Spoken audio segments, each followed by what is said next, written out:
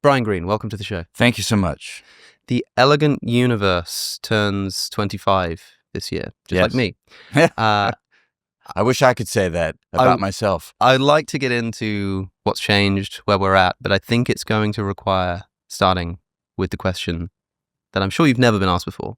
What is string theory? Yes, good question.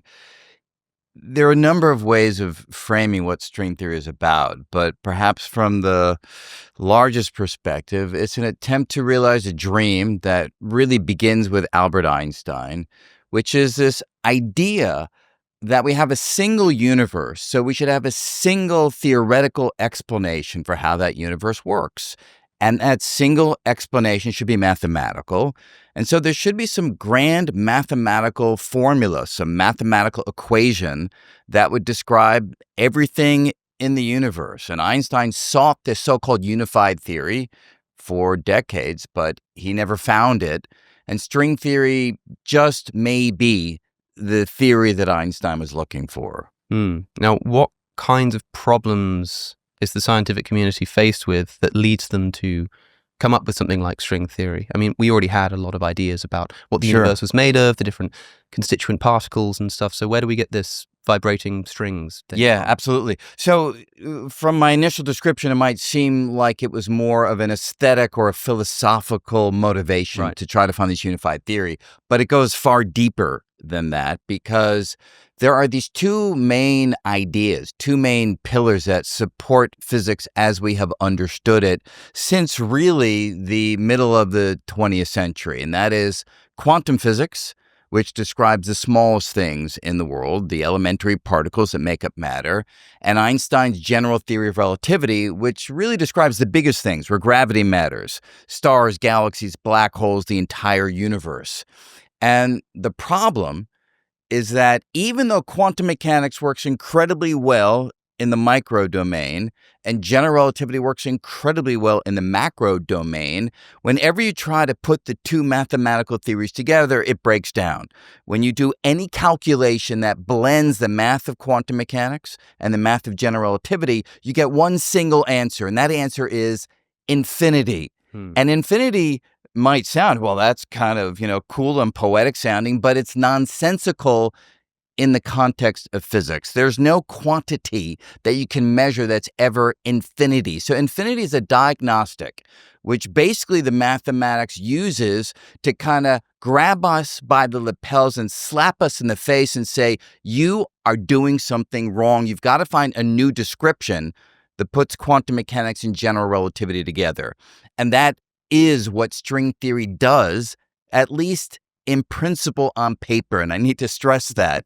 This is not a tested theory. We don't know if it's correct, but mathematically for the first time, it does show a way of bridging the gap between these two theories. So does this tell us that of general relativity and quantum mechanics, at least one of them is sort of wrong? I mean, people often talk about general relativity as coming along to replace Isaac Newton's understanding of gravity, and they say Newton was kind of almost there, but ultimately he was wrong. Is that the same approach we need to take of something like general relativity as well? It is, but I would caution to see it in that historical context that you've just made reference to, because it's a little strong to say that Newton was wrong.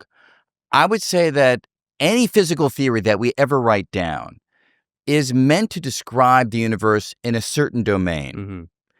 And when we gain better equipment and when we make progress, we try to extend the domain of applicability of our understanding. And when we do that, we almost always find that the ideas from the earlier generation, yes, they really work in the original domain, but when you go beyond that domain, you need to update them. You need to replace them. And so Newton did a wonderful job at describing the orbits of the planets.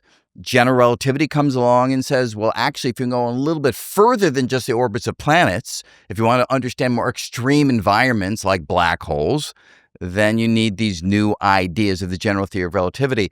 And that is indeed the process that we feel we're likely recapitulating now. Because when you try to put quantum mechanics and general relativity together, you do find, at least in the string theoretic context, that general relativity has to yield to additional terms, additional mathematical constructs that Einstein himself did not write down. And so, yes, as we try to go beyond even the domain that Einstein successfully described, when we try to put quantum theory into the story, which Einstein did not do, we do find that general relativity gets modified. Now, it could also be that quantum mechanics gets modified. This is an idea that people are talking about today. So that would, again, fit into exactly the same template. Earlier ideas, when you try to go further, require new concepts, new ideas. They have to be modified. Do you think that there is a sentimentality in physics where people kind of want to cling on to these famous revolutionary ideas because, as well as them being really impressive as theories, they're exciting, you're familiar with them. And so when you're faced with something that causes you to abandon something so familiar, do you think there is a psychological barrier for a lot of physicists? I think it's really depending on which physicist you're talking about. So are there some in the history of physics where you can find reasonable evidence that they were reluctant to take the new step because they were so tied to the old way of looking at things? Yes, you can even in some way say that about Einstein in some ways. When quantum mechanics came along and was suggesting that the best you could ever do is predict the likelihood, the probability of one or another outcome, very different from the classical perspective that Einstein was used to, where you tell Einstein how things are today, and Einstein will tell you how they will be tomorrow with 100% certainty coming from the mathematical equations. When quantum mechanics began to chip away at that picture, yes, is there some evidence that Einstein resisted it? Absolutely. But I would say that the dominant perspective of most physicists, including Einstein himself, is that it is so exciting when there is a radically new way of thinking about the world. And so I would say the dominant way in which physicists approach their work is that they look for the opportunity to take us to a new place. And so while, yeah, I mean, we do get comfortable with certain ways of thinking about things, in the end of the day, most of us are all too happy to be part of a revolution if that revolution is well motivated by experiment and theoretical calculations. So, string theory. What are the strings of string theory? Yeah, so when we get into the details of this approach to put quantum mechanics and general relativity together, we find that historically, the essential move was to say, look, the old paradigm is that matter is made up of these little particles, electrons and quarks, little tiny dot-like structures. The new idea of string theory was to say, what if they're not little dots?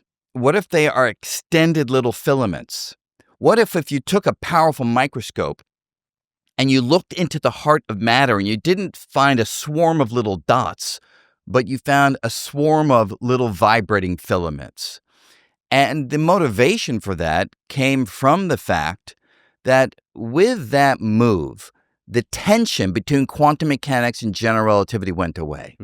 That little tiny move from dot to filament was what you needed for the mathematics of these two theories to harmoniously meld together. So if this picture is correct, the electron would be a little vibrating filament, and the quarks, they would be little vibrating filaments, and the different vibrational patterns, like the different musical notes on a musical string, would correspond to the different particles that make up the world. So it's kind of like the universe becomes this microscopic cosmic symphony of vibrating filaments. It's a very beautiful and poetic picture that we can make rigorous and mathematical. And mathematically beautiful as well. So I keep getting told I'm not a mathematician, I couldn't possibly vouch for it. But it does sound a little bit like, I mean, you told me a second ago that string theory hasn't been proven. It's not been sort of experimentally verified. I was under the impression that the thing that was so great about the scientific enterprise, physics, is that we can do that. We can have hypotheses, we can test them, we make predictions, and if those predictions come true, that's how we know we've got a good theory. This sounds a little bit like it's working in the opposite direction. We've got this problem, and here's a mathematical way of thinking about it that will plug in those gaps. But is that an appropriate way to be doing science? Well, I would say it's not really going against the grain of what we always do. It's more that the timescales involved for being able to check the mathematical predictions are much longer. Even in this case, we don't know how long they will be compared to things in the past. So take Einstein and his special theory of relativity. There was a real puzzle that he faced, which had to do with properties of light and its motion. He wrote down some mathematical ideas just out of his head and thinking about the data and the situation. And very quickly, those ideas could be tested. In the general theory of relativity, 10 years later, he writes down equations to try to gain some insight into problems to do with the force of gravity. Within 4 years, you could test those predictions through the solar eclipse of May 1919. So there's a 4-year gap between the math and, say, the confirmation. Here we are with string theory, and I don't know exactly where you want to date the theory from, but give it sort of, 30 years or ish, something, 40 years, and we haven't been able to test it. So the time scale is longer. Will we test it in 50 or 100? I don't know. It really depends on how quickly our mathematics continues to develop and, importantly, how quickly our technology continues to develop. That's really part of the problem here.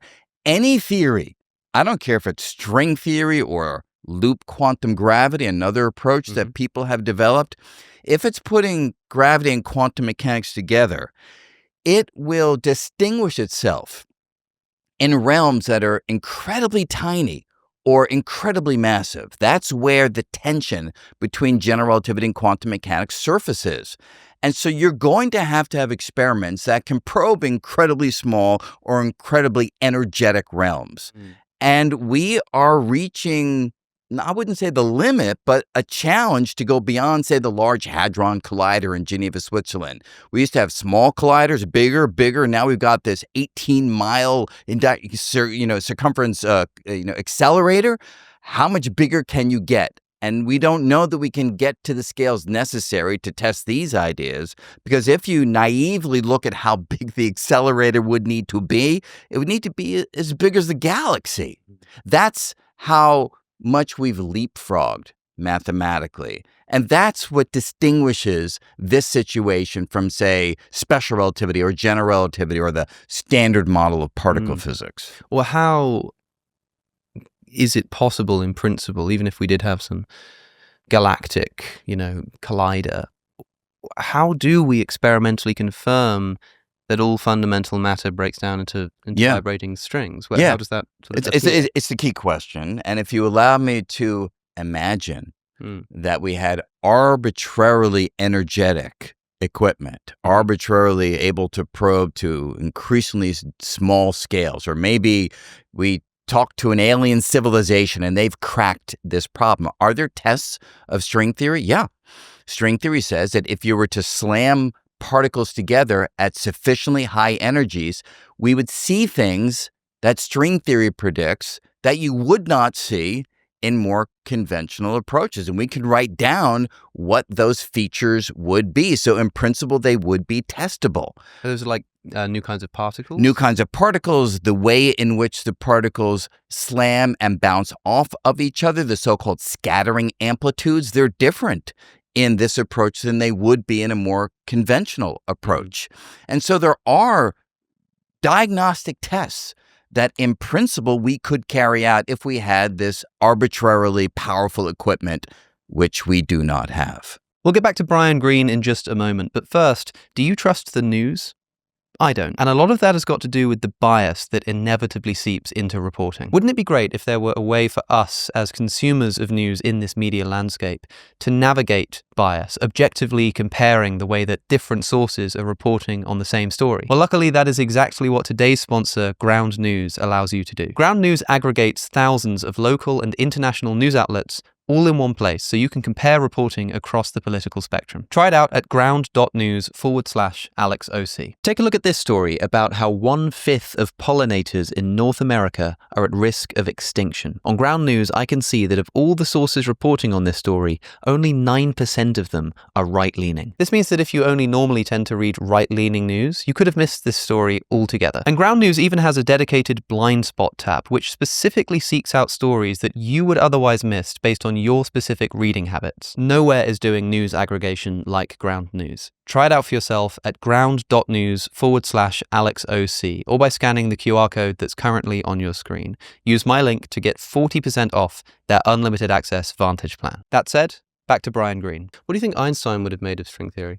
Well, I think at first he would have resisted it a bit because it does involve some pretty far out ideas. And so, as you were saying, it does take a while for even psychologically people to acclimatize to a different way of thinking about things. But I have little doubt that if Einstein took the time, and I think that he would, to sit down and learn about these ideas, the fact that it involves his own general theory of relativity, the fact that it does incorporate quantum physics, which he resisted but ultimately recognized was a powerful way of describing the world, the fact that it involves extra dimensions of space, an idea that Einstein himself spent some time thinking about. All of these ingredients, I think ultimately Einstein would find exciting. And mathematically, I think he would be bowled over by the beautiful way in which string theory brings it all together. I do think he would ask the very same question that you did. How do you test this? How do we know that this isn't just pure mathematics?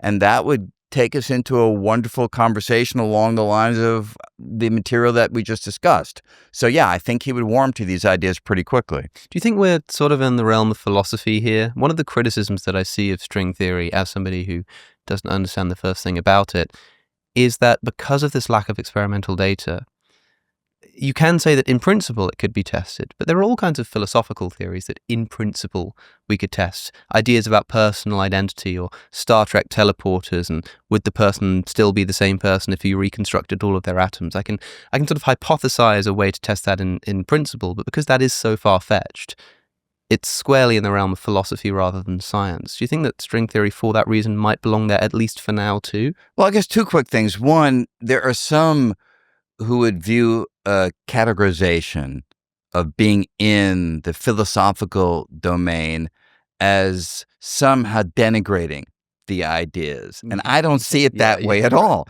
I mean, if we are in a philosophical realm, fantastic. Philosophy is wonderful. Yeah, you know, it up, if you ask me. Yeah, exactly. So, I don't view that as some kind of a black mark against a physical theory if it raises philosophical questions. But you're saying something slightly different. You're saying because we can't directly test it, should it be called science? Perhaps we can frame it that way. Yeah. And I think the answer to that is absolutely yes, because science is not about ideas that can be put forward and then tested immediately. Science is about putting forward ideas that solve critical problems that can be tested, at least in principle, at some point.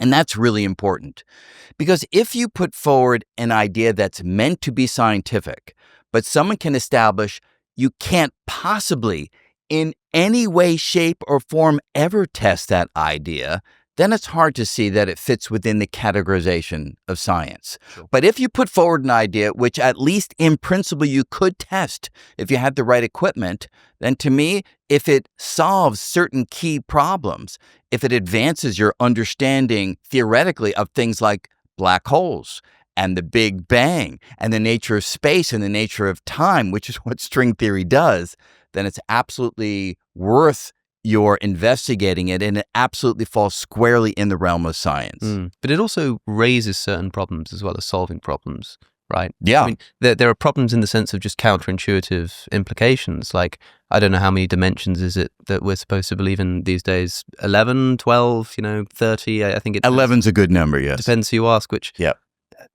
typically is quite difficult for people to imagine and to swallow. Although, as far as I understand it, there's something about the way that strings vibrating in these dimensions, there's something about that which would produce the long sought after graviton particle, right? And so scientists for a long time have expected that there would be this particle called the graviton, which is like the fundamental unit of gravity. And if you do the maths for string theory, you predict this graviton. And so when people say that string theory has no predictive power, it's like, okay, we haven't made a prediction of something that we don't know if it exists yet and then found it. It does predict one important thing, which is the existence of gravity. Of course, Yes. we've known that gravity has existed for a long time, but Right. we haven't actually been able to find it in the way that maybe string theory can, right? Yeah. So, I mean, I'm fond of taking that line of discussion too, but I think of it more as a post-diction rather than a prediction for the very Sure. reason that you mentioned. We've known about gravity. Isaac Newton wrote down a mathematical understanding of gravity. But if you imagine a counterfactual universe, for instance, a universe in which there was no Einstein, and we did not have Einstein's general theory of relativity, and yet somehow people came upon string theory, and they began to study the mathematics of string theory. Within the math of string theory, a clever string theorist would extract the general theory of relativity. Wow. And so that feels very gratifying, Yeah. that these ideas hold together with such a rich and powerful cohesiveness. And you're absolutely right, because quantum mechanics is also part of string theory. It wouldn't just be the general theory of relativity. It'd be the quantum version of the general theory of relativity, which does involve these particles called gravitons. Mhm. So string theory naturally does give rise to the quantum mechanical carrier of the gravitational force, which is the graviton. But look, I need to emphasize, no one's ever detected a graviton. Mhm. It's the smallest particle of the weakest of all forces. So we're not surprised that it's been a challenge to ever capture a graviton and detect it directly. We're not surprised by that. But it is a beautiful thing that this idea that predates string theory naturally yields the very same structure when you study the math of string theory. Yeah, That's it's nice. in the maths. Yeah. That's the interesting thing. Now, one thing that I'm a little bit confused about is how something about these different dimensions and the different ways that they could exist, the different sort of structures that they could have. I'm not sure if it's related to the dimensions themselves or the shapes or whatever, but I hear a lot of people talk about how string theory points towards this explosion of multiple universes, some kind of multiverse picture. I don't know if it produces like a potentially infinite number of universes, or if it's like some precise number of 700,046 when you actually do the calculation, but something about lots of universes. Yeah. So when I was a graduate student way back in the 1980s, long before you were born, and I began to work on string theory, the aspect that caught my attention was its need for these extra dimensions of space. And briefly, when you study the math of string theory, there's an equation, and the equation cannot be solved if there aren't these extra dimensions of space. So that's where the idea does come from. And when I was a graduate student, people began to think about what those extra dimensions of space might look like. The idea is that they're very small, they're crumpled, they're all around us, but they're so tiny that we can't directly see them the way we can directly see, left, right, back, forth, and up, down, right? The three dimensions of common experience. And so if they're crumpled up, what's the shape into which they are crumpled? And in the mid-1980s, scientists, mathematicians wrote down 5 possible shapes. And at that point, people thought those might be the only possible shapes that would meet the mathematical requirements. So as a graduate student, I started to study those shapes to see what physics they might give rise to. And that's what my doctoral dissertation was all about. And that seemed kind of a beautiful thing. A small number of possibilities. Maybe we can either rule them all out and get rid of string theory, or maybe one of them describes our world, and wow, that would be amazing. Mm-hmm. The problem is, as you made reference to, as people began to study the math further and further, 5 possible shapes grew to 6, grew to 10, grew to 1 million, grew to 1 billion, grew to 1 trillion, grew to 10 to the 500. That little list of 5 possible shapes is now an enormous list of possibilities.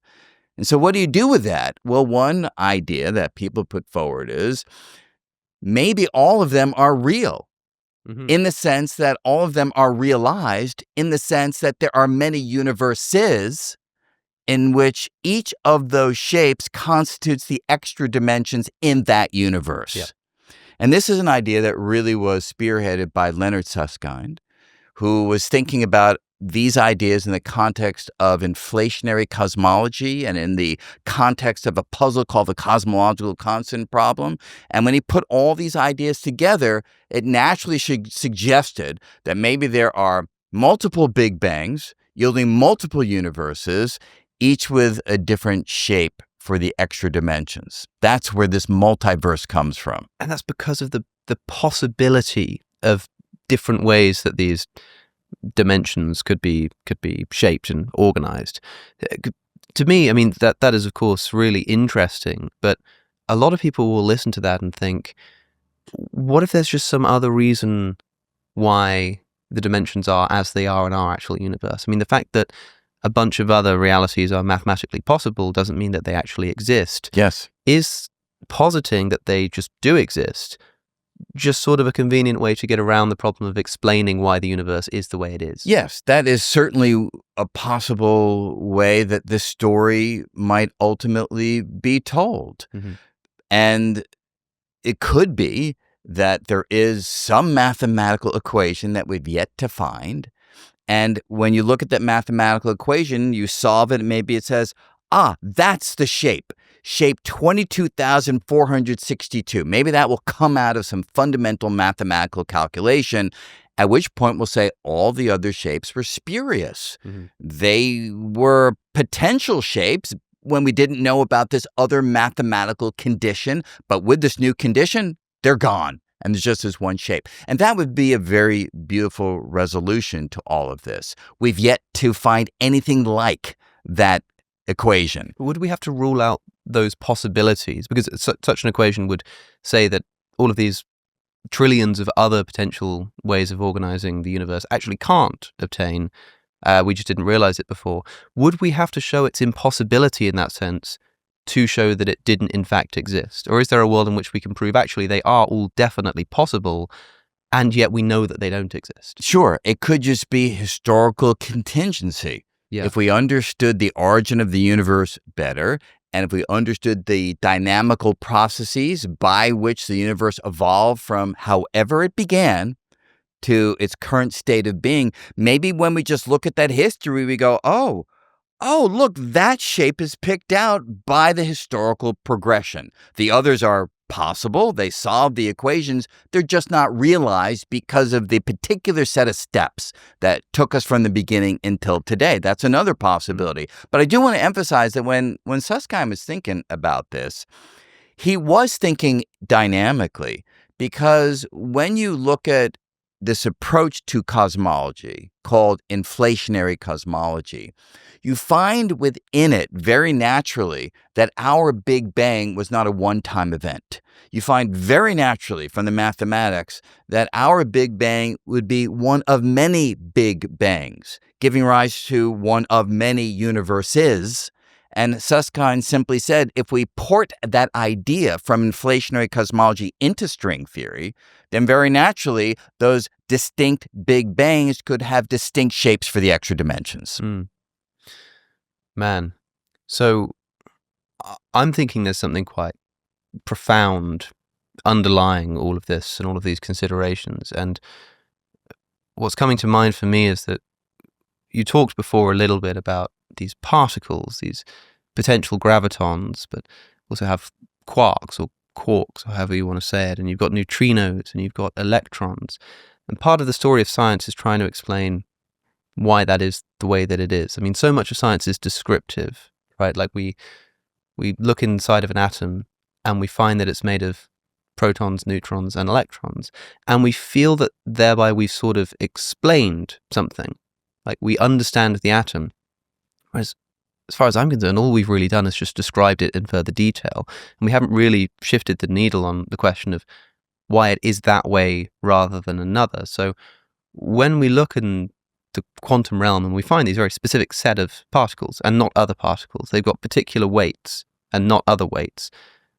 Why is that the case? Why not some other set of particles with a different set of properties? Yeah. And so it really comes down to, what do you want science to do? Niels Bohr, the grand master of quantum physics, would say all you want science to do is give you some mathematical explanation for the readouts in your equipment. You take a measurement, you get a result. Can you explain that number? You don't need to explain anything about the nature of reality. You don't have to tell a narrative of how things are. Can you explain those numbers? Now, many of us think that that's a too limited way of looking at science. I'm more in the camp that you describe. I want to feel like I can tell some coherent story that gives me some understanding of not only how things are, but why they are this way. Now, we've been really good at the how so far because we have the standard model of particle physics that can describe the results that come out of every experiment at the Large Hadron Collider, gives us an understanding of the structure of matter, gives us an understanding of how that matter can ultimately coalesce when you put Einstein's ideas together into stars and galaxies and into planets. That's all pretty good. But if you then said to me, but in that theory, you've made certain assumptions. Yes. You assume there's electrons, neutrinos. Yep. Why those particles and not others? And that really comes down to the question that Einstein really asked in a way, is there a unique universe that somehow is logically required to be, and any deviation from that universe would somehow be logically inconsistent? Einstein said, did God have any choice in creating the universe? Could God, therefore, in other words, have created the universe differently, or was God's choices fixed by some sort of master logic that we've yet to uncover? I would love if we find that logic. We're nowhere near that. As of today, is it possible logically and mathematically that there would be a universe that has vastly different particles from the ones that we know about? I think so. Is it possible that we could be in a universe where it was all Newton, no quantum mechanics? Is that a logically possible? I think it is. Now, people will argue about this, but I don't think that we have any criteria at the moment where we can say, the universe had to have quantum mechanics. It had to have general relativity. It has to have electrons and quarks. There's no other reality that could possibly have been realized. We're nowhere near that goal, but it would be wonderful to get there. And ultimately, frankly, we'd like to go one step further and answer Leibniz's question, why is there something rather than nothing? Nothing seems to be logically possible too. And by nothing, I don't mean, and neither did Leibniz, empty space. I mean nothing. No space, no space, no time, no nothing. That seems to be logically possible. And yet clearly we're not in that reality. Why not? Yes, that to me is the foundational question, in the sense that it's really kind of naive and simple, like a kid can ask it, but it's also like the most profound philosophical question that you come back to regardless of how much study you do. I am suspicious about the extent to which science can inform a question like that. An analogy that I've given before is a bit like discovering a book. There are some books on the table, which are also available on Amazon.com and reputable booksellers everywhere. But suppose it were a book of poetry on the table. I use the example of a Shakespearean sonnet, a book of his sonnets. And we just discovered this book. And we wanted to know what it's doing there. What is it? What's it made of, right?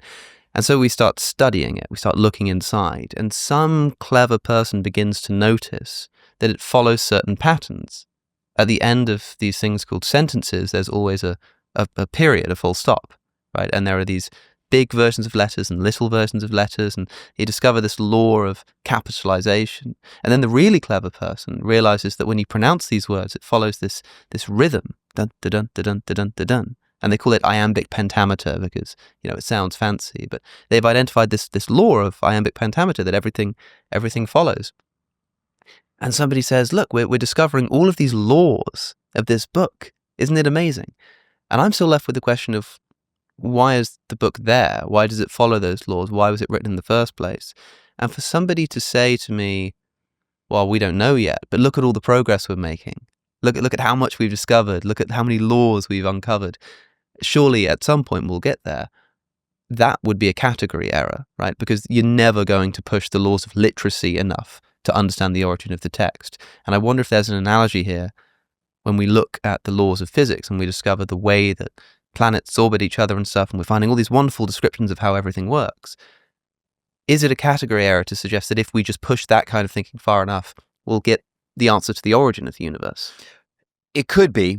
I don't think it is, but I need to qualify it in two ways. Number one, I would say what physics is about and how it differs from your analogy with the sonnet is that physics is about finding a description that involves far less input and far less information than the things that comes out of it, the ultimate description of what's going on. So when we look at quantum phenomenon, there is so much stuff that happens in the microscopic world. Particles slamming into each other, joining together into atoms and into molecules. So we can describe the fundamental processes with a few lines of mathematics. So that complex amalgamation of processes is reduced to a few symbols on a piece of paper. It is ultimately just a description of what's going on, but it is a very efficient and effective description. And it's so good that when we use the math to calculate, for instance, magnetic properties of electrons, we can make a calculation to 14 decimal places, and then we do the experiment, and it agrees digit by digit by digit to 14 decimal places. You can't help but think that that's more than just a mere repackaging or a mere observation about the patterns. You're somehow finding something at the heart of the patterns when you can make that kind of a leap from mathematics to predictions. But I would say that I do differ from my colleagues in a way that's relevant to the analogy that you give, which is the following. The sonnet, I think we'd all agree, is a human construct. Yep. The description that you gave in terms of capital letters, small letters, periods, iambic, pentameter, those are all human inventions. Yep. You can use the word that you did use, discovering these patterns. You are discovering them, but the patterns were human inventions. Yep. And I think that what we're doing in mathematics is really just inventing human inventions, a language that's really good at encapsulating the patterns not found in a sonnet, but the patterns found in nature. And so I don't think that we are discovering laws, even though in loose language I often do say that. I think we are inventing laws. We're inventing the math, we're inventing the symbols, we're inventing the operations, and we are inventing the equations and finding, wow, these equations are really good at encapsulating those patterns. In fact, they're so good that we can use the equations to make predictions about patterns we haven't even yet seen. And then we do go out and we see them. So it is powerful, but ultimately, I think that what we're doing is inventing things. So now back to your key question. Could that invention ultimately give us answers to these profound philosophical questions? And I think that they can point the way because the equations are good at finding the patterns, encapsulating the patterns. And if you believe that reality, for reasons that we don't understand, does follow patterns. Did God infuse those patterns? Are they somehow written into some ultimate description of a universe that has to be that? I don't know. But if you believe that there are these patterns and we've invented a language that's really good at talking about those patterns, then yeah, in principle, maybe that language can point us toward the ultimate pattern, which may give insight into why there's a universe at all. Patterns is a really interesting way of describing it because I wanted to know what your view is on what a law of physics is. These words like laws, these words like forces, the force of gravity, they're thrown around without people stopping to think about what they're actually saying there. I mean, to say that there is a law of physics, that word seems to imply that there is this written rule somewhere that everything is following. The question that got me thinking about this when I was younger was to ask, like, do things fall to the ground because of the law of gravity? Or do we have the law of gravity because things fall to the ground? And it seems more sensible to me to suggest that, like you indicate, we are essentially describing patterns that we see. And the great observation of David Hume was to realize that that is just something that we observe and describe. He looked everywhere he could for the causal connection between hitting a billiard ball and that billiard ball going forward. And he thought there's nothing in principle, logically, like preventing me hitting that billiard ball and it flying upwards instead of forwards, except for this thing that we observe called causation. But he looked for it everywhere and he just couldn't find it. Yeah. But he said, but I still believe in it, though. I still believe in causation. I just have absolutely no way to justify its existence. And the problem for Hume is that the way that Bertrand Russell put it was, in this problem of induction, was to say, like, if you were a chicken and every single day the farmer comes in and throws your seed, right? And so the chicken develops this connection between the farmer coming in and the food being given, in the same way that every time I've seen an object be dropped, it's fallen to the ground. So I developed this idea of a causal connection just because every time I've seen it, that's what's happened. Yeah. And Russell's like, well, the chicken will in the same way develop a causal connection between the farmer coming in and the food being given. But until the hatchet comes. Quite right. Yes. Until the hatchet comes and the chicken's dead. Yeah. And we realize that the chicken was just identifying patterns, but there was no actual law. Yeah. It feels ridiculous to suggest that the laws of physics could work in the same way because it's happened so many times. Yeah. Every single time we've ever seen this kind of stuff. But like, is there this thing called a law that makes sure it happens, or are we just describing patterns? And look, so I would say, number one, when I was younger, if we had this conversation when I was your tender age, I would sit here and say, yeah, there are laws of physics. Yes, when we write down these mathematical laws, they are why the universe behaves the way it does. And that was so naive as I look back at my 25-year-old self thinking that way.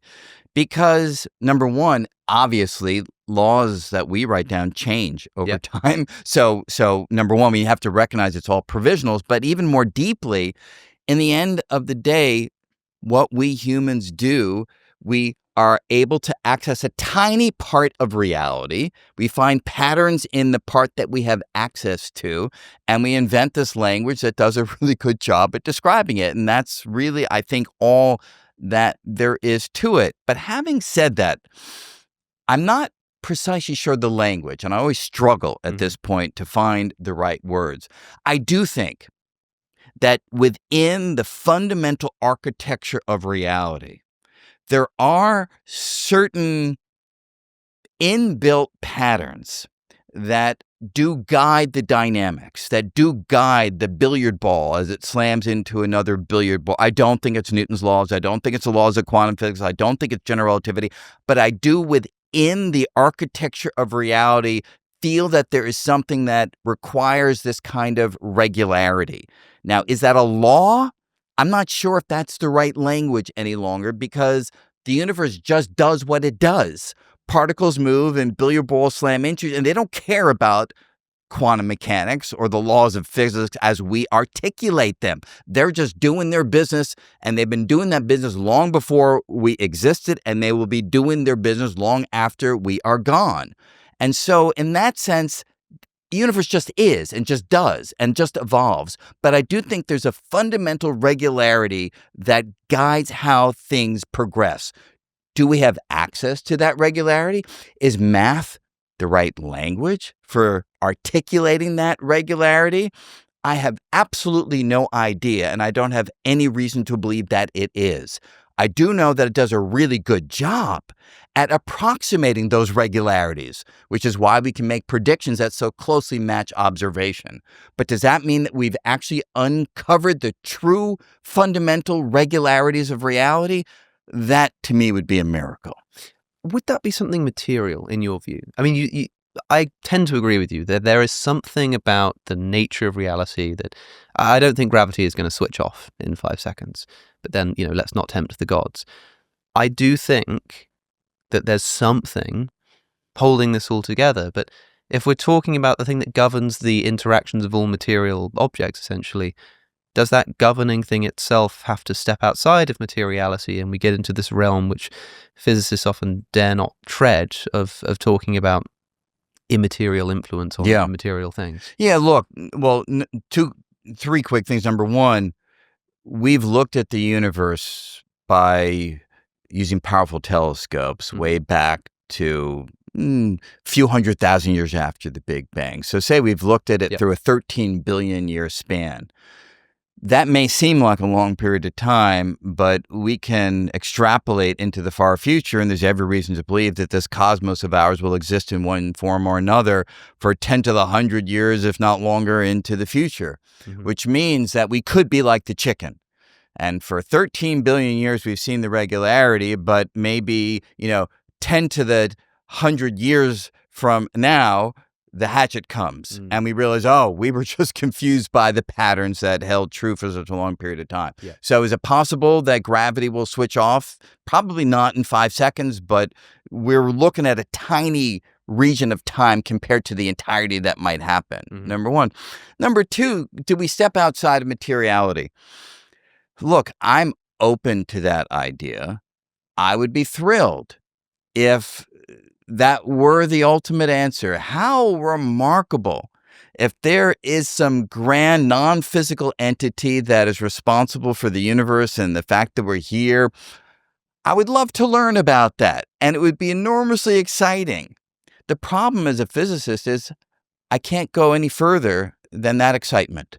I can't analyze it. Yep. I can't investigate it. I can't write down mathematical equations. By definition, it stands outside the physical, the thing that a physicist focuses upon. So I don't find it that interesting. I don't say it is impossible.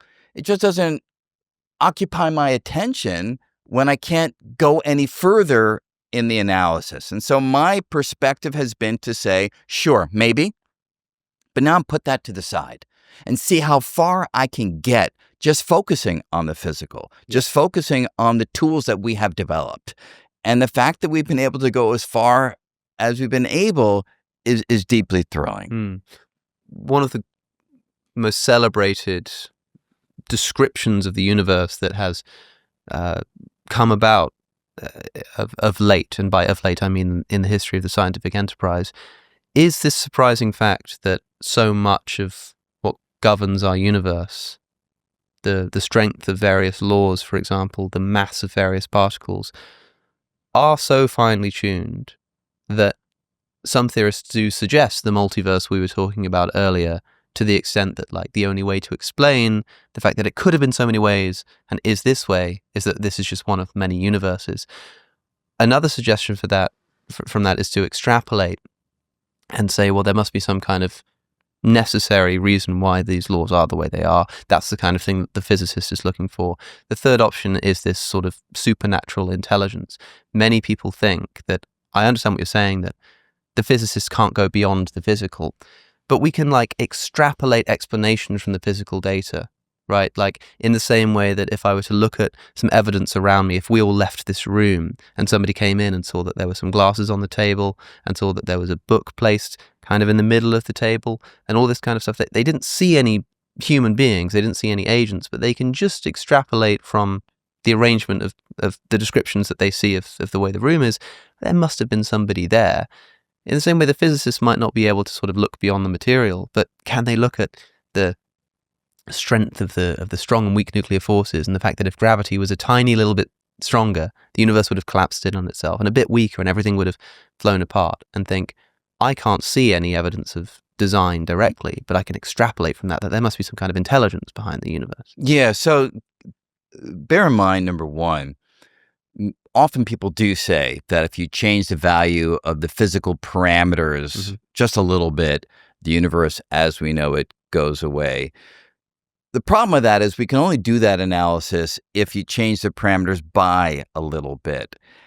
If you allow the parameters to change by a lot of bit, not a little bit, and you allow many of the parameters to change simultaneously, nobody can really say what that cosmos would be like.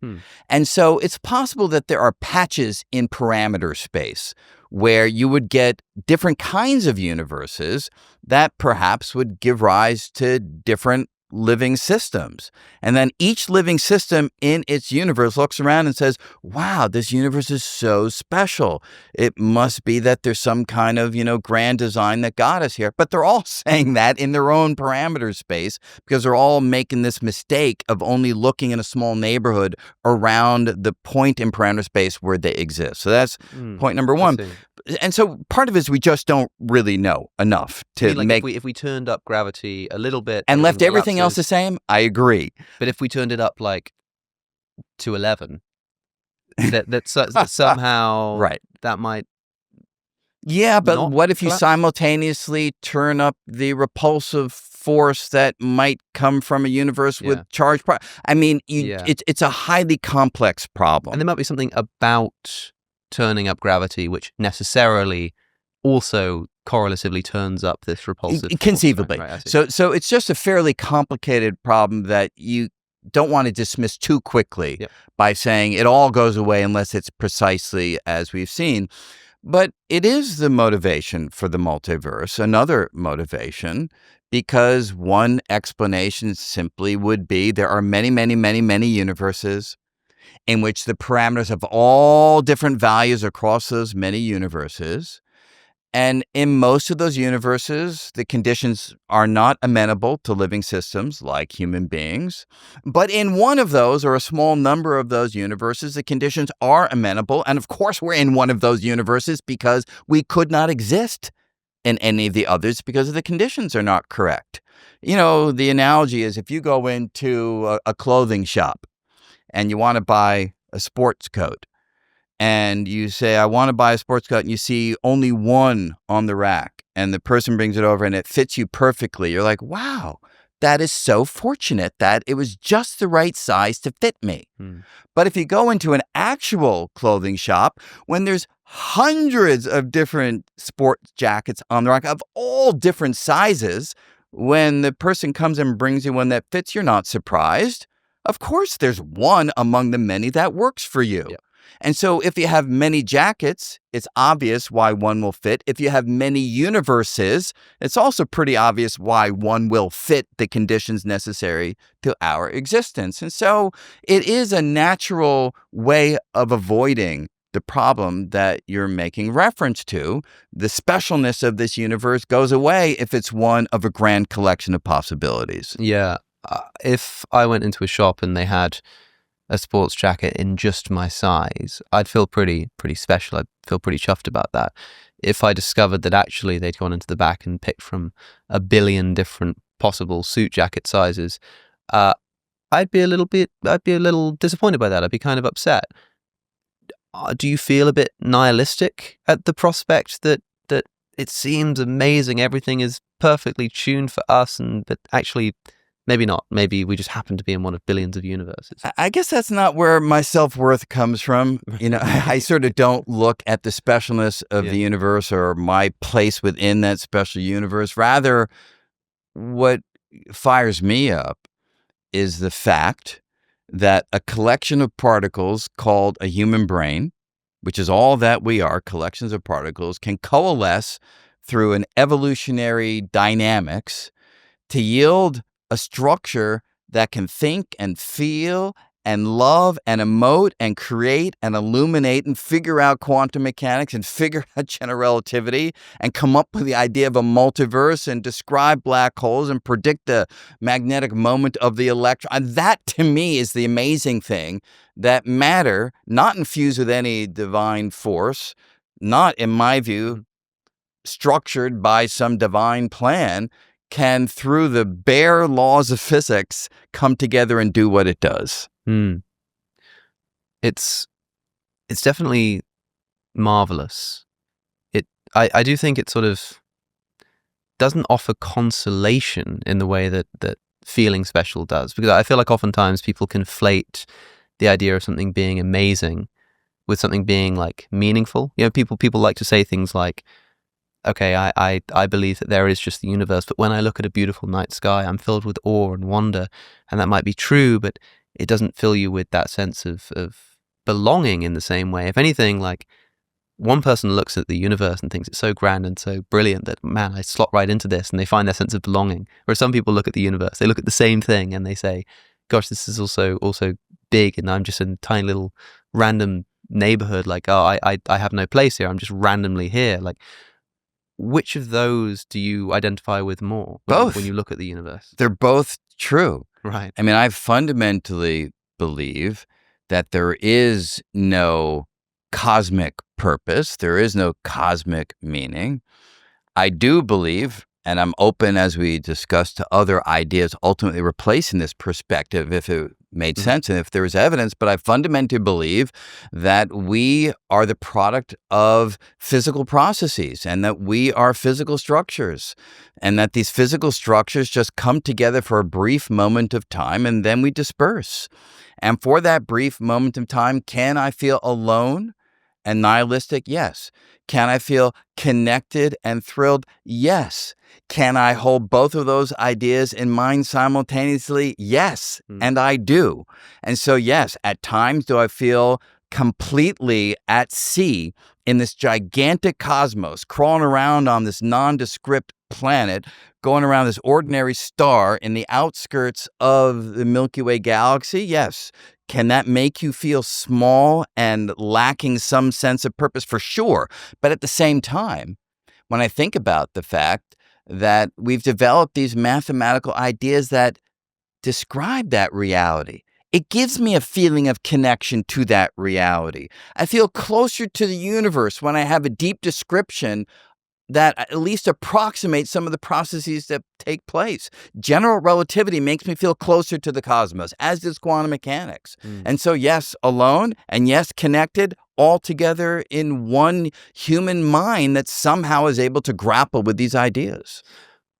This multiverse situation that we were talking about before, do we have good reason to think that it might be the case outside of A, its possibility, and B, the way that it kind of conveniently does away with the trouble of things like fine-tuning or the trillions of ways that string theory dimensions could be folded in on themselves? Because, like, you imagined walking into a jacket shop and finding one that was perfect, and I'm imagining walking into a jacket shop and it's just like a tiny little store, somewhere in New York on like the second floor, right? And it just has a few jackets and a few pairs of trousers, and I try on this jacket and it is like perfect. I mean, it's the exact shade of blue that I was looking for. I send it to my camera guy and he does the little hex code and he's like, man, this is like exactly the right color temperature. The sleeves are the perfect length, like uncannily perfect. Like everything is great. It's even got like a name tag from the previous owner that says Alex on it, just by pure and I think, man, this is absolutely unbelievable. I'm saying to my friend, this is unbelievable. I can't believe every single time I look at it, something new that just unfathomably coincidental.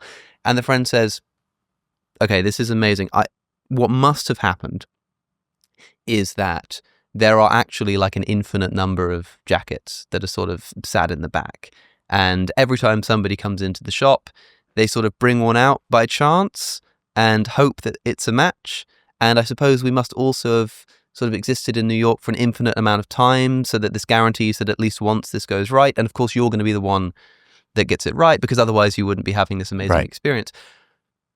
Compared to just what I naively experience, which is like one room and a jacket which fits perfectly, I would basically ask that friend to give me more reason outside of the convenience of explaining this coincidence to believe in that infinite set of jackets, to think that it's actually true, right? I mean, in the end of the day, that's really what we do. We try to explain the confluence of data that seems to lock together with such a gratifying and impressive cohesion, just like your perfect jacket, inscribed in just the right way. And this is that jacket. By the way. it's beautiful. I agree with your cameraman. And so what we try to do is to write down equations that will give us some insight into how it could be that there's a process that starts in the Big Bang and results in the things that we are now experiencing. Now, are there certain things that might be pure coincidence? Like, could it be pure coincidence that the gravitational constant and the electromagnetic force have just the right values to yield the qualities that allow us to exist? It could be coincidental. It could be really causative. It could have been, had the values been different, they would have caused something else. And that something else, if it had consciousness, might be in the same quandary, saying, why were the constants just the right value to allow me to exist? And yet they'd be different than the constants that we have. And so you have to be careful about seeing things and being impressed at their uniqueness when they might not be unique, and impressed at how they are designed when they may not be designed. They simply may be what they are, and you are the result of those features. They weren't set in order to get you to exist. They were set maybe by some random process, and you are the output of that random process.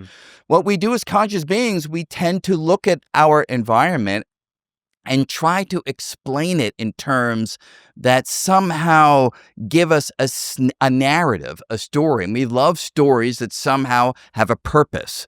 But these stories may not have a purpose. It may just be random events with random numbers that yield, based on their structure, certain outputs. And we may be the output of those random qualities.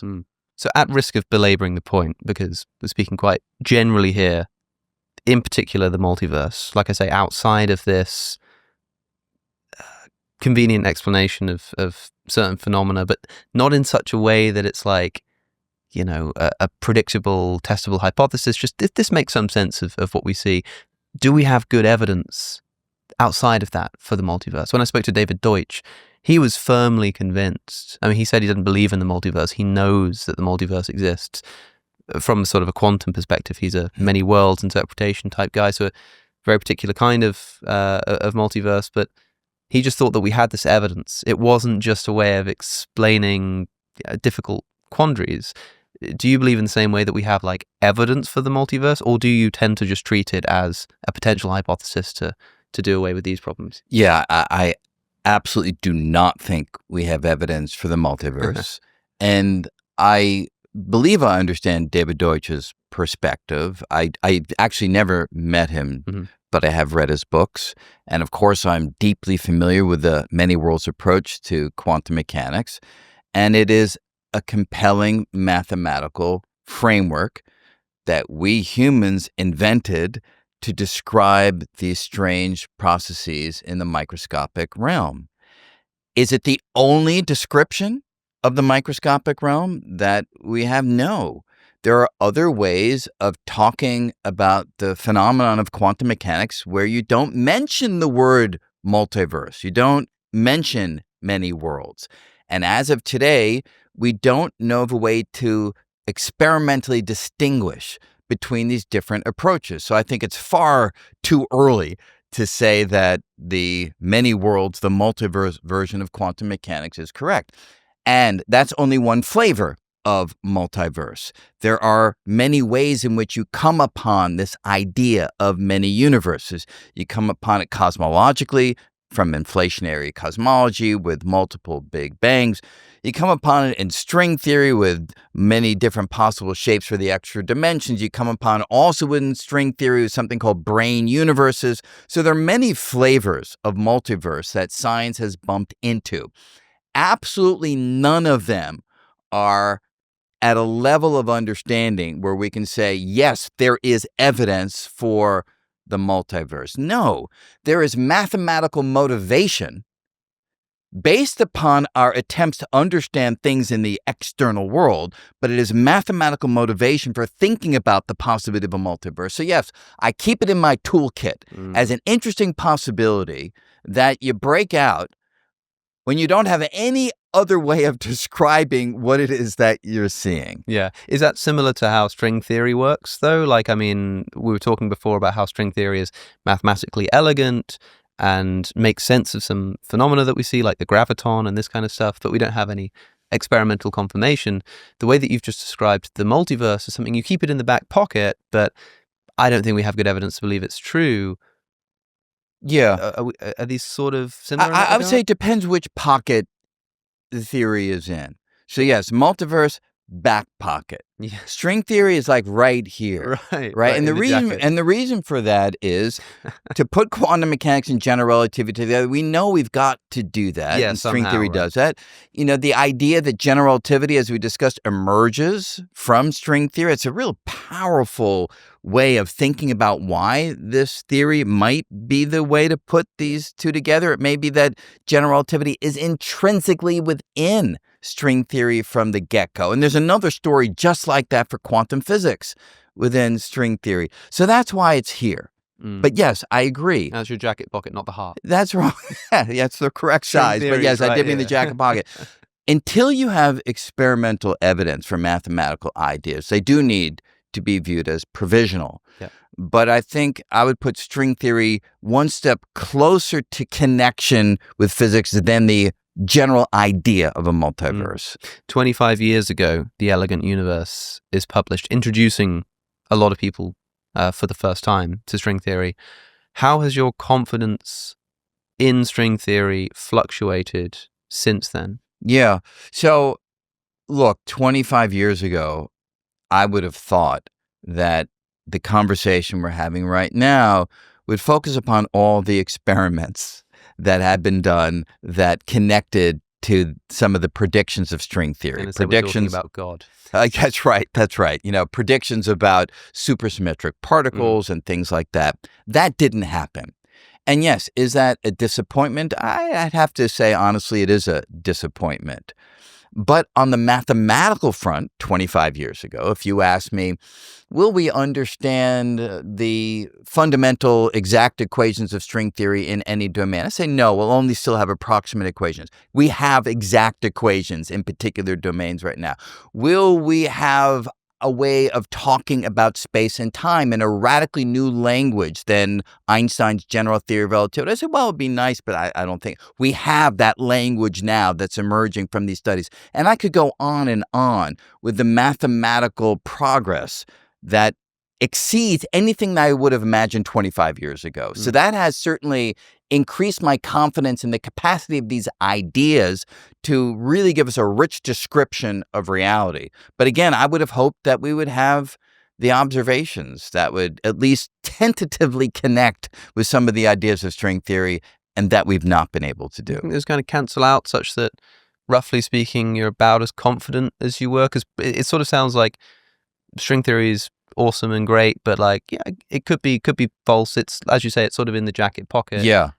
Is that where it was 25 years ago as well? Well, again, I think part of it is the psychological question of a youthful physicist looking at the world as, you know, this spectacular landscape of discovery versus a somewhat, I like to think, more mature perspective on reality, which is a little bit more subdued.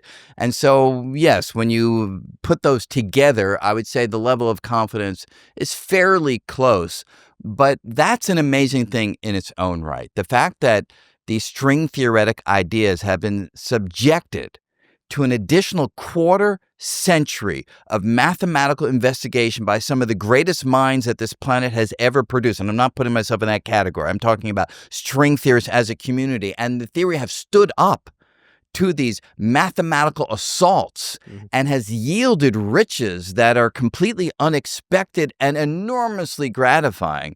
That is amazing. That is not something that's minor. That is a major step in the direction of developing an idea that may well be the correct description of reality. And if we wake up tomorrow and discover that this is the correct description of reality, somebody has somehow experimentally confirmed string theory, what does that change? Does it change much outside of just our understanding? Hey, isn't that interesting? Does it change the way that I live my life? Does it change the clothes that I wear or what time I get out of bed in the morning or anything like that? It's always difficult to answer a question like that in real time. Yeah.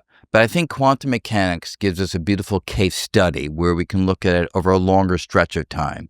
Because if you were talking to Erwin Schrödinger, Niels Bohr right now, and it was 1920 something, 23, 24, and you say, look, if this quantum mechanics thing pans out and it really is experimentally confirmed, will that change my life? Will it change when I get up in the morning? I think they would have said, look, we're talking about atoms and particles. And if that isn't the kind of thing that determines how you live your life, then probably quantum mechanics will not have a big impact on you. And yet, here we are 100 years later.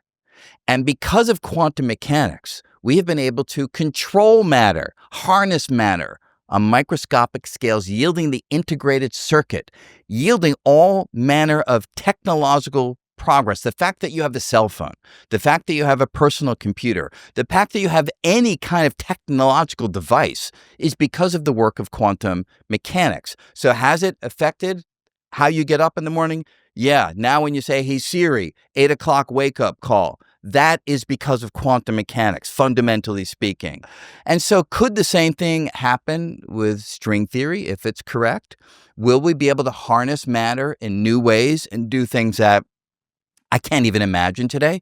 Yeah, I can imagine that possibility. Yeah, that's interesting. People often probably neglect to think about that when it comes to the utility of physics. I mean, there's a big debate about how many resources the government should put into space travel or science or whatever. And there is quite a myopic view that this is not worth this particular project. It's not worth this amount of time or money to work out if, this book is made of strings or particles. Who cares? Forgetting that there are always unforeseen consequences of these physical theories. Yeah, absolutely. There's some calculations that suggest, and it's pretty obvious if you think about it, a significant fraction of the gross national product of any major nation on this planet can be traced back to quantum physics.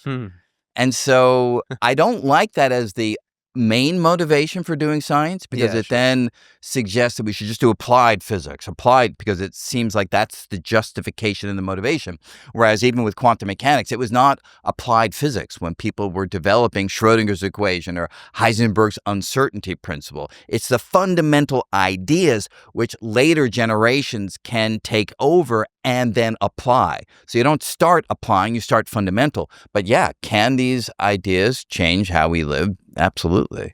I wanted to ask you, in the time remaining, a question which mystifies me, which is what on earth the time remaining means.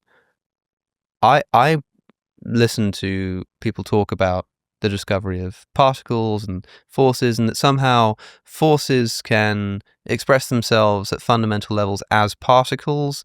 That to me seems kind of strange, that gravity can be a kind of particle, but okay, I believe you. Time, I just don't even know what it is. I don't know if it's a force, a particle, a substance.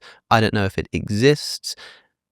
When you think of time, when you're describing time to somebody, just crudely speaking, what image is in your head? Like, how are you conceiving of this thing called time? So, first thing I should say is I also do not know what time is, and I don't think any of us do. Is it something that we humans impose on the external world just to organize our perceptions into some coherent narrative? Is time more than that? Is it fundamentally stitched into the fabric of reality? Are there realms of reality where there is no conception of time at all, and it just exists in a way that doesn't change in the manner that we usually think of when we're talking about dynamical changes through time? I don't know, and nobody does. But how then do I think about it? Pretty much the way you think about it. I think of time as something that allows for change. Time is the environment within which things can differ at one moment versus another. And in fact, the way we note that time has evolved is by comparing things, whether it's the second hand on a clock, the readout on your iPhone, or the color of my hair 25 years later compared to what it was when I was much younger. That's how we mark the passage of time, by virtue of change. But is time more than that? I don't know. Well, most physical mathematical calculations work in both directions, right? Like if you take almost anything and just reverse it as if time was going backwards, it all works out the same. Yeah. So it's very difficult to discover why there is this arrow of time that takes us from past to future. And it feels like it does take us there. I can get up and walk forward or back, or I can stand still, but I can't do that with time, even though I'm told time is a dimension a bit like those other spaces which I can manipulate.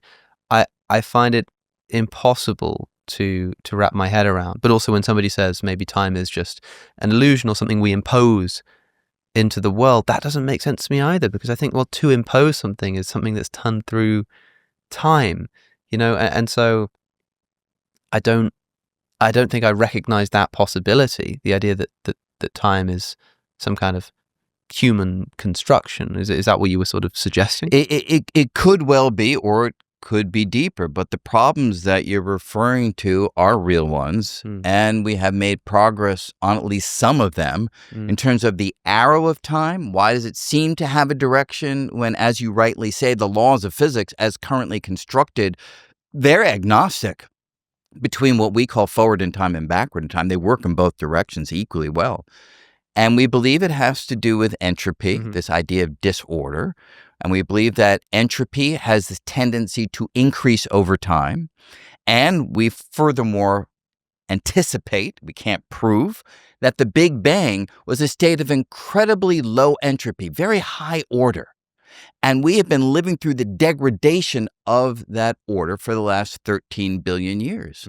So why, when you drop a glass and it shatters, doesn't it unshatter? We believe because the glass is carrying forward that drive toward greater disorder. Yeah. It could unshatter, at least in principle. It's just so incredibly unlikely, because to go from disorder to order is a very difficult maneuver. To go from order to disorder, that's very simple. Just drop the glass and it shatters. And so that at least gives us some insight into why there is this direction to time. But if you step back and say, but what about time itself? Like, why is there this thing called time, and why is it different from space? Why can we so freely navigate through space, left and right, backward? It doesn't matter. There's no constraint. Why is there this constraint on time?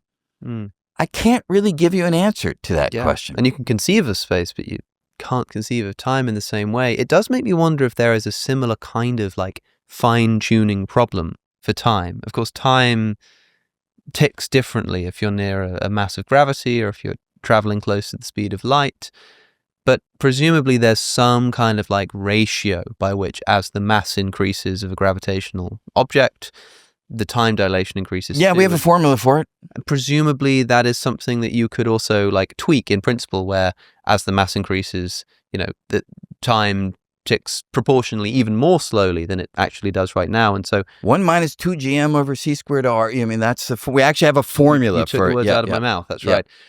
And so I suppose what I'm just wondering here is, when we talk about this like fine-tuning argument for God's existence, or like multiverse type stuff, is time one of those qualities? Because it seems to me like unnatural to think of it in that way, because I think of time almost as the space in which all of that's happening. But is there also this fine-tuning of the way that time works too? I think that gets closer to a psychological question as opposed to a scientific one, in the sense of the fundamental nature of time. I think we beings have these structures, and these structures in our heads change on certain time scales, and those time scales evolved. And so were the massive Earth very different, or if we were on Miller's planet orbiting Gargantua in a black, would it be perhaps that we would evolve differently and our sense of time would be different? Sure. Well, I mean to say that like the fact that if I say I like double, say I'm orbiting a black hole, and I then double the mass of the black hole, there will be some proportion by which the time dilation increases. I'm imagining a world in which the laws of physics are tweaked such that when I double it, time dilates in the opposite direction, let's say. Let's say that when you go towards a black hole, instead of time slowing down, it speeds up.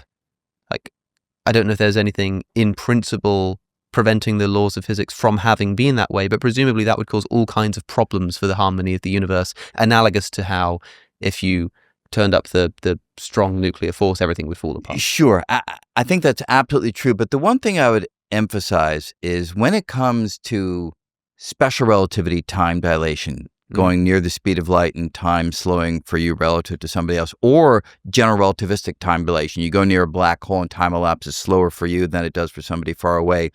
You don't notice that. Yeah. Because it's time itself, according to these ideas, that is slowing, which means that all physical processes that take place in time slow down. So your watch slows, but your thoughts also slow. So from your perspective, nothing has changed. And so, yes, could it be that you would disrupt the structure of reality if you had the qualities that you're making reference to? Sure, I can certainly imagine that. But bear in mind, it's not the individual that their experience somehow changes. It's only by comparison to two widely separated individuals or widely differing in their motion individuals where these differences will emerge. The individual doesn't realize it at all. Well, I do seem to realize an increase in the speed of time when I'm having an enjoyable conversation, and that is what has happened over the past hour or so that we've been talking. Brian Greene, thank you so much for taking the time. My pleasure. If you enjoyed that conversation, you might like my previous episode with David Deutsch for more talk on the multiverse. You can watch it by clicking the link that's on your screen. To support my work and get early, ad-free access to videos, subscribe to my Substack at alexoconnor.com. Thanks for watching, and I'll see you in the next one.